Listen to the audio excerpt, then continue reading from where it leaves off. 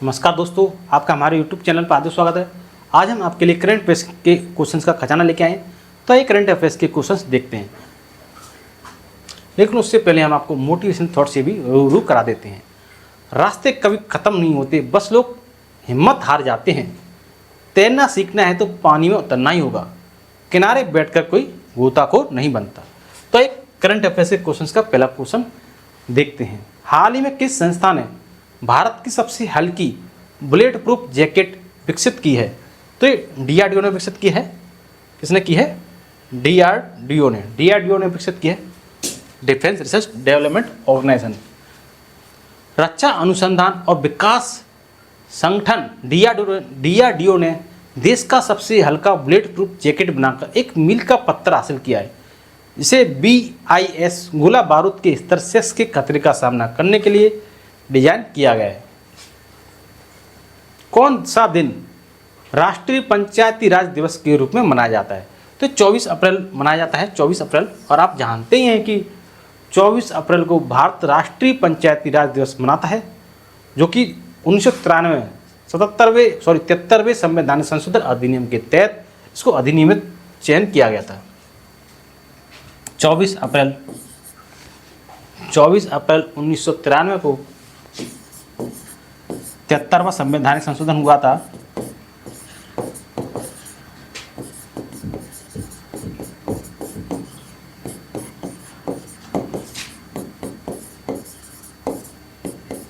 संवैधानिक संशोधन हुआ था, तो उसी के तहत ये 24 अप्रैल को पंचायती राज दिवस मनाया जाता है।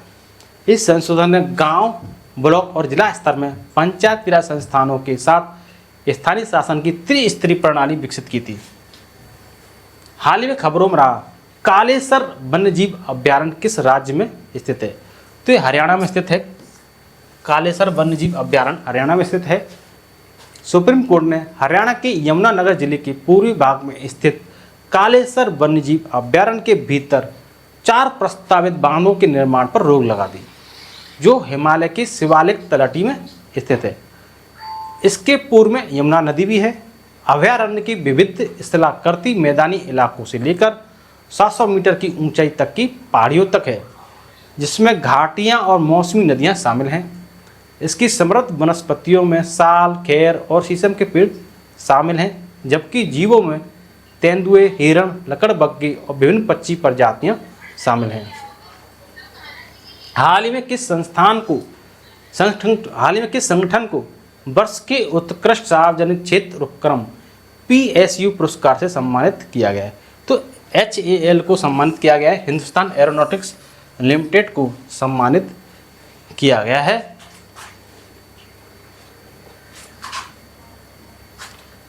परबोवो सुबियांतो को किस देश का नया राष्ट्रपति नियुक्त किया गया है?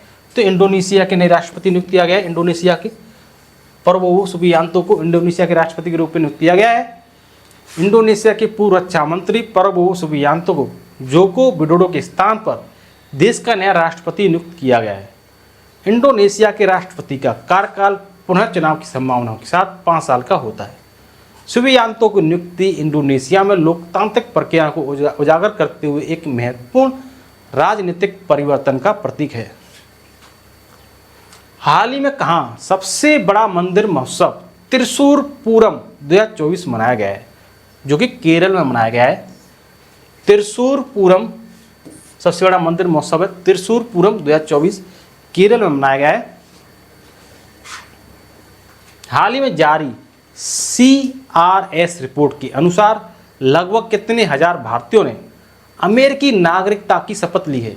तो 65,000 लोगों ने अमेरिकी नागरिकता की शपथ ली है, ऐसा CRS रिपोर्ट कहती है। वर्ष 2022 में कम से कम 65,960 भारतीय आधिकारिक तौर पर अमेरिकी नागरिक बन गए हैं। और इसी के साथ जिन देशों के लोगों को अमेरिकी नागरिकता मिली है, उनकी संख्या के मामले में भारत मैक्सिको के बाद दूसरे नंबर पर पहुंच गया है। अमेरिकी जनगणना ब्यूरो के अमेरिकी सामुदायिक सर्वेक्षण के आंकड़ों के अनुसार 2022 में विदेशी मूल के अनुमानित 4 करोड़ 60 लाख लोग अमेरिका में रहे, जो अमेरिका की कुल 33 करोड़ 33 लाख आबादी का लगभग 14% हिस्सा है। हाल ही में हांगकांग और किस देश ने MDH and Everest masala powder पर प्रतिबंध लगा दिया है? तो ये हांगकांग और सिंगापुर ने प्रतिबंध लगाया है। हांगकांग और सिंगापुर ने MDH and Everest masala powder पर प्रतिबंध लगाया है। हाल ही में जारी सिपरी रिपोर्ट के अनुसार सबसे ज़्यादा सैन्य खर्च वाला देश कौन सा बना है? तो सबसे ज़्यादा सैन्य खर्च वाला देश USA है। USA united state of America. हाल ही में किसने छवियों को वीडियो में बदलने के लिए वासा 1A1 मॉडल की घोषणा की है? तो ये माइक्रोसॉफ्ट ने की है घोषणा, माइक्रोसॉफ्ट ने। हाल ही में 200 IPL विकेट लेने वाले पहले गेंदबाज कौन बने हैं? तो ये युजवेंद्र चहल हैं, युजवेंद्र चहल, जिन्होंने 200 IPL विकेट लिए हैं। हाल ही में किसने UPI पर क्रेडिट सेवाएं शुरू करने के लिए NPCI के साथ समझौता किया है? तो अमेजन पे ने किया है ये समझौता। अमेजन पे ने UPI पर क्रेडिट सेवा शुरू करने के लिए NPCI के साथ समझौता अमेजन पे ने किया है। हाल ही में पहला हिंदी रेडियो प्रसारण कहाँ शुरू हुआ है? तो कुवैत सिटी में हुआ है। कुवैत सिटी में हिंदी रेडियो प्रसारण शुरू हुआ है, कुवैत सिटी में। प्रतिवर्ष दुनिया भर में विश्व पुस्तक दिवस कब मनाया जाता है? तो 23 अप्रैल को मनाया जाता है विश्व पुस्तक दिवस, 23 अप्रैल को, क्योंकि इस दिन कई प्रमुख लेखकों ने जन्म लिया या उनकी मृत्यु हो गई थी 23 अप्रैल को, जैसे William Shakespeare, Miguel day servants, Joseph ply का 23 अप्रैल को निधन हुआ था। वहीं मेनुअल मेजियो वल्लेजो और मॉरिस हुर्न का 23 अप्रैल को निधन हुआ, तो इसलिए 23 अप्रैल को विश्व पुस्तक दिवस मनाया जाता है। हाल ही में भारत की गीता सबरवाल को किस देश में UN की स्थानीय समन्वयक नियुक्त किया गया है?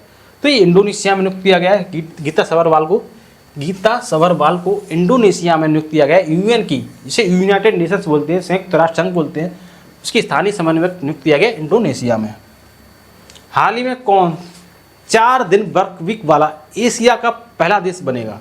तो ये सिंगापुर है, जिसमें 4 दिन वर्क वीक वाला पहला देश बनेगा। 4 दिन यानी 4 दिन वर्क वीक, 4 दिन काम करेंगे, 3 दिन रेस्ट। और सिंगापुर की आपको बता दें कि सिंगापुर से रियल टाइम प्रेषण के लिए प्रमुख UPI ऐप सक्षम हुए हैं।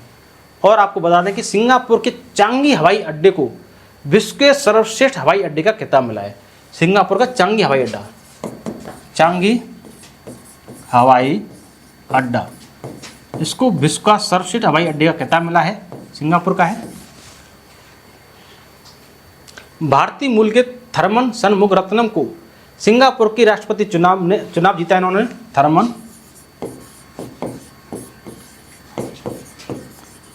शनमुगरत्नम है इन्होंने, ये सिंगापुर के राष्ट्रपति बने हैं, भारतीय मूल के हैं ये।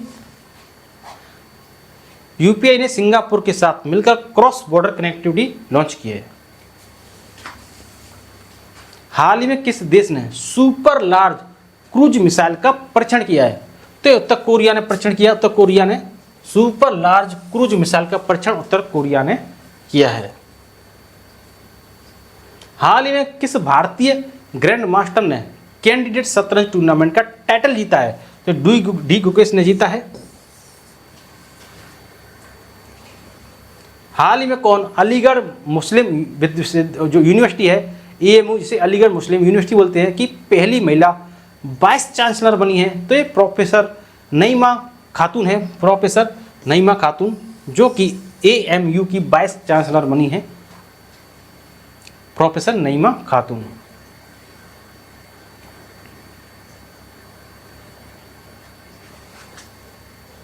हाल ही में किसे LGBTQ+ समुदाय पर केंद्र सरकार की समिति का प्रमुख नियुक्त किया गया है?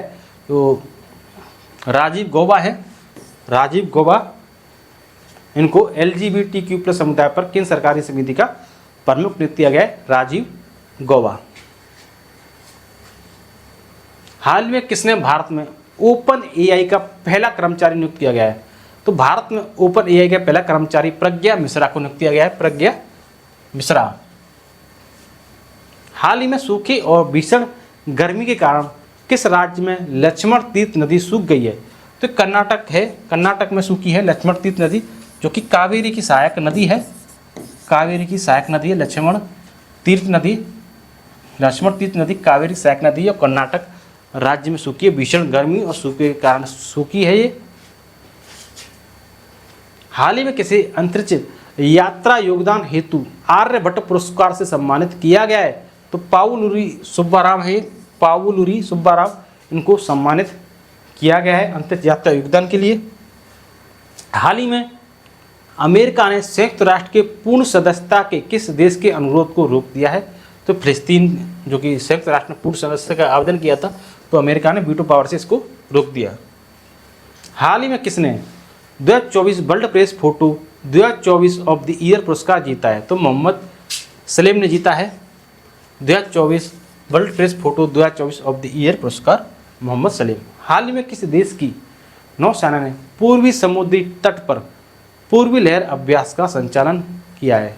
तो ये भारत है, भारत, जिसे भारत है पूर्वी समुद्री तट पर पूर्वी लहर अभ्यास का संचालन किया है भारत। हाल ही में कौन वन हेल्थ पहल के तहत SOP पेश करेगा? तो केरल पेश करेगा, केरल। और केरल की महत्वपूर्ण बात बता दें आपको कि केरल सरकार ने एक नई ई-गवर्नेंस पहल के स्मार्ट को लॉन्च किया है और भारत की सबसे तेज सौर इलेक्ट्रिक नाव बाराकुडा केरल में ही लॉन्च की गई है। सबसे तेज सौर इलेक्ट्रिक नाव बाराकुडा केरल में ही लॉन्च की गई है। हाल ही में किस देश में बाघ की एक नई प्रजाति खोजी गई है? तो ब्राज़ील में खोजी गई है, बाघ की एक नई प्रजाति ब्राज़ील में खोजी गई है। वर्ष 2024 के लॉरियस स्पोर्ट्स अवार्ड में किस खिलाड़ी ने world sports man of the year award का पुरस्कार जीता है? तो ये नोवाक जोकोविच ने जीता है, नोवाक जोकोविच। वर्ष 2024 के लॉरियस स्पोर्ट्स अवार्ड दिए गए हैं, जिनमें वर्ल्ड नंबर 1 टेनिस खिलाड़ी नोवाक जोकोविच को Laureus world sportsman of the year 2024 का अवार्ड दिया गया है। नोवाक जोकोविच का ये 5वां लॉरिस अवार्ड है। कौन सा अवार्ड है ये? 5वां लॉरिस अवार्ड है ये। इसके अलावा स्पेन की विश्व कप विजेता फुटबॉल स्टार एताना बोनमती ने world sports woman of the year पुरस्कार जीता है। देखो, पुरुष में तो नोवाक जोकोविच को मिला है, लेकिन महिलाओं में एताना बोनमती को मिला है। देखो, वर्ष 2024 के लॉरियस स्पोर्ट्स अवार्ड में किस महिला खिलाड़ी ने world sports women of the year award का पुरस्कार जीता है? तो एताना बोनमती। पुरुषों में नोवाक जोकोविच, महिला में एताना बोनमती। अगर आपने सफ़र शुरू कर ही दिया है तो बीच रास्ते लौटने का कोई फ़ायदा नहीं होगा, क्योंकि वापस आने में जितनी दूरी तय होगी, क्या पता मंजिल उससे भी पास हो।